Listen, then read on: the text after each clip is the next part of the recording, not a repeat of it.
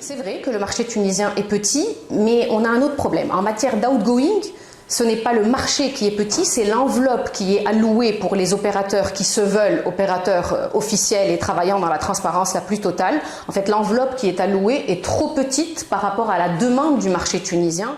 En ce qui concerne par contre l'activité incoming, donc, la Tunisie pour moi est une destination qui est impossible à éviter. C'est-à-dire que quoi qu'il arrive, la Tunisie se vendra toujours. C'est le pays le plus proche de son marché source.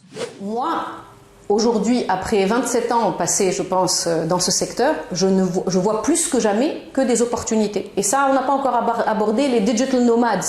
On est un pays qui est très très proche de l'Europe. Toute l'Europe devrait être un digital nomade chez nous et travailler en remote au départ de chez nous. Le temps passe, mais j'ai l'impression que la Tunisie est un des rares pays où on ne voit pas le temps passer. On ne voit pas que chaque année qu'on perd est une année où la concurrence ne nous attend pas. Et donc, contrairement à ce qu'on pense, ça sera mieux demain. En fait, oui, ça sera mieux demain, mais lorsqu'on a fait des choses aujourd'hui pour que demain soit meilleur. Du côté outgoing, moi, je passe par la voie légale pour obtenir des autorisations pour mes clients. J'ai un réseau de 200 agences de voyage qui travaillent. Aujourd'hui, on ne me donne pas plus d'autorisation à moi qu'une agence X parce qu'on ne reconnaît pas le statut de grossiste. Et pourtant, dans toutes les grandes destinations touristiques, il y a un grossiste et un détaillant. Je ne monte pas en gamme, je ne peux pas monter en gamme en montant en gamme dans un hôtel.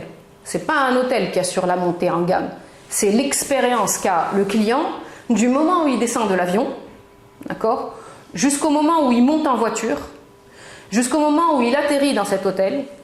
Et qu'est-ce qu'il a vu de l'aéroport à l'hôtel, d'accord? Et ensuite, quand il est à l'hôtel, bien entendu son expérience, mais quand il quitte son hôtel, son expérience. Je ne connais pas bien la différence ONTT, DMO, etc., ce qui se passe actuellement. Ce que je sais, c'est que l'ONTT a-t-elle sa place? Totalement. Par contre, l'ONTT doit avoir les moyens d'un office du tourisme pour faire de la promotion, et l'ONTT doit être un outil de promotion plus qu'un outil de surveillance des agents économiques.